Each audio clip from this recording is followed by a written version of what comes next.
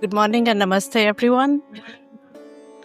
Um, on behalf of the Vedanta Society of New York, the IT team, the publication team, and all of you worldwide who sent questions for the Ask Swami session, which is one of them today, we have a launch of a new book, again based on questions that you have sent, Conversations on Mind and Consciousness, a topic that is really dear to our Swamiji and to many of you who sent questions. Swamiji, would you do the honors?